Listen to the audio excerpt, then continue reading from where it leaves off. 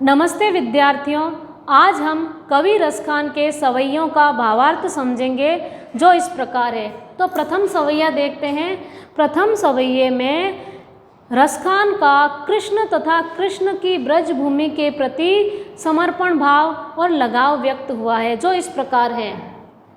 मानुष हो तो वही रसखानी, बसो ब्रज गोकुल गांव के ग्वारन।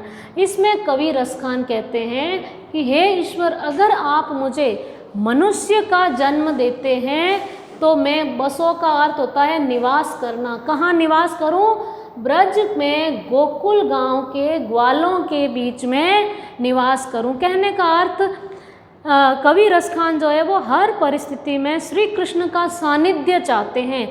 तो वो कहते हैं कि अगर मुझे मनुष्य बनाते हो ईश्वर तो मैं कहाँ पर निवास करूं? ब्रज के गोकुल गांव के ग्वालों के बीच में निवास करूं। दूसरी पंक्ति में कवि रसखान कहते हैं कि यदि मुझे पशु का जन्म मिले, जो पशु हो तो कहाँ बस मेरो, चरो नित नंद की धेनु मंजारन। शब्दों के अर्थ देखते हैं। पशु शब्द का अर्थ पशु, कहाँ बस मेरो, मेरा बस कहाँ चलेगा। चरो, चरो का अर्थ विचरण करना, नित्य नित्य। नंद श्री कृष्ण के पिता का नाम था। धेनु शब्द का अर्थ होता है गाय। मंझारन शब्द का अर्थ है बीच में। तो इस पंक्ति में कवि रसखान कहते हैं कि यदि मुझे पशु का जन्म मिले तो मेरे ऊपर मेरा बस कहाँ रहेगा। इसलिए हे ईश्वर, मुझे आप अगर पशु बनाओ तो मैं सदैव कहाँ विचरण करूं? कृष्ण के पिता नंद की गायों के बीच में ही विचरण करूं, अर्थात मुझे नंद की गाय बनाना।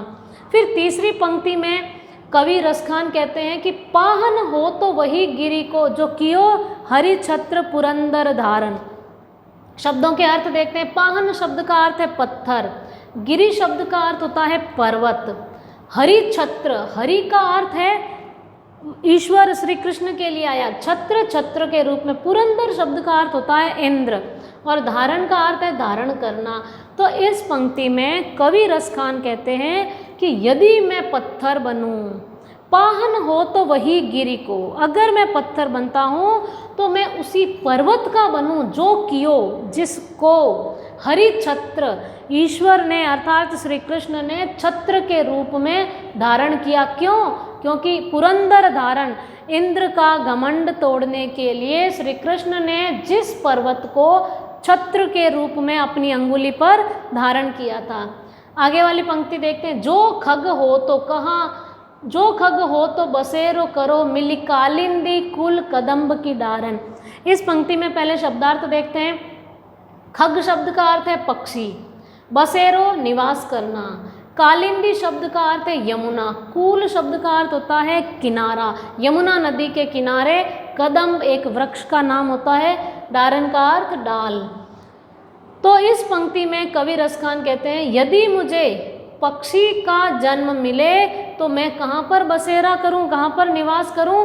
कालिंदी कूल, यमुना नदी के किनारे, कदम्ब की डाल पर मैं अपना बसेरा करूं, क्योंकि उसी कदम्ब के वृक्ष के नीचे जो है श्री कृष्ण बांसुरी बजाते हैं। दूसरा सवैया देखते हैं।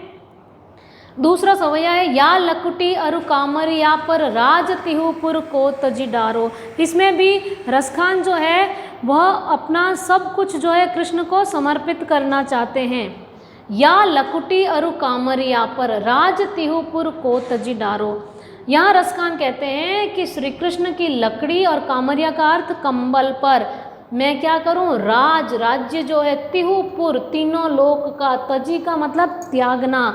तो यहाँ कवि रसखान कहते हैं कि मैं श्री कृष्ण की लकड़ी और कंबल पर तीनों लोकों का राज न्योछावर कर सकता हूँ। आगे वाली पंक्ति देखते हैं। आठहु सिद्धि नवो निधि के सुख, नंद की गाय चराई बिसारो। इस पंक्ति में कवि कहते हैं कि मैं श्री नंद की, जो श्री कृष्ण के पिता है, नंद की गायें चराने में 8 सिद्धियां और 9 निधियों का सुख भी त्याग सकता हूँ। तो 8 सिद्धि नवो निधि के सुख, 8 सिद्धि और 9 निधि के सुख को नंद की गाय, गाय का मतलब गाय, चराई बिसारो, बिसारो का अर्थ भूलना, नंद की गायें चराने में मैं उनके सुख को भूल सकता हूँ। आगे वाली पंक्ति देखते हैं। रस खान कबो इन आँखिन सो ब्रज के बन बाग तड़ाग निहारो।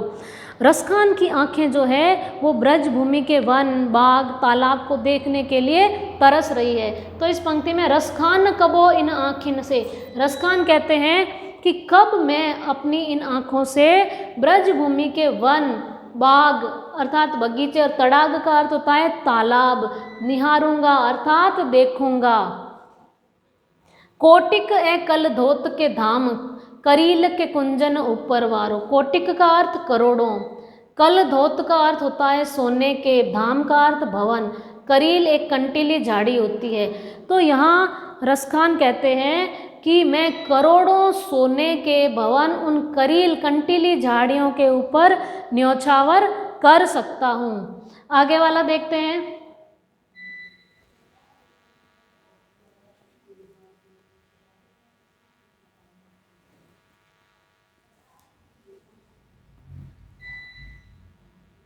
तीसरा देखते हैं, मोर पखा सिर ऊपर राखी हो, गुंज की माल गरे पहिरेगी।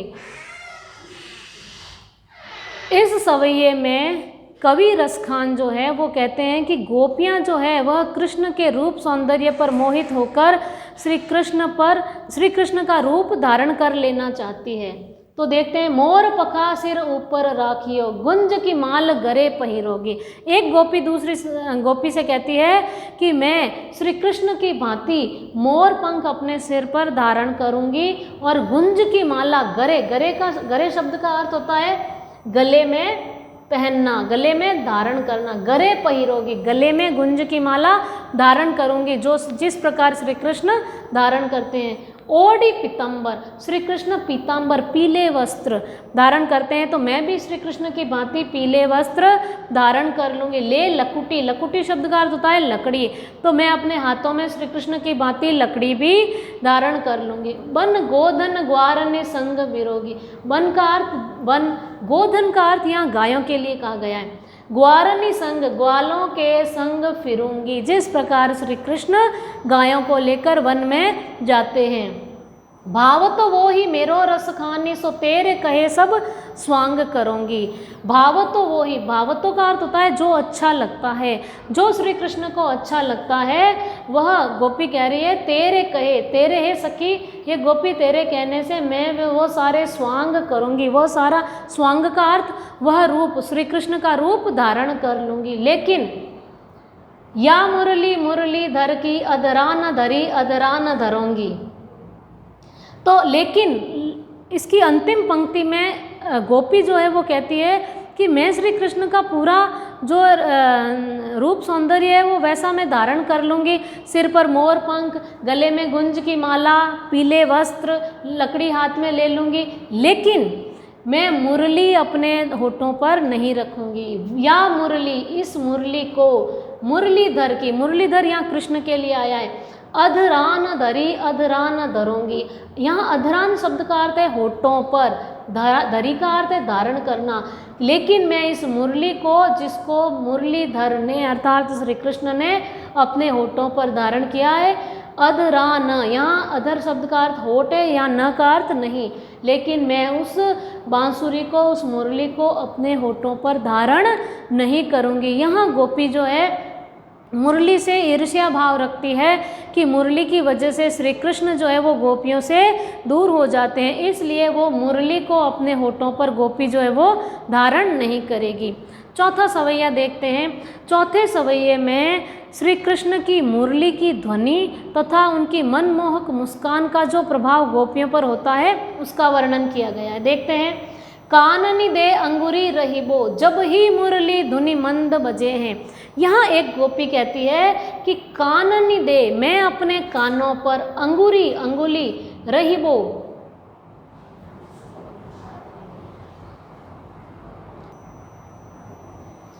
काननी दे अंगुरी रहीबो, जब ही मुरली धुनि मंद बजे है।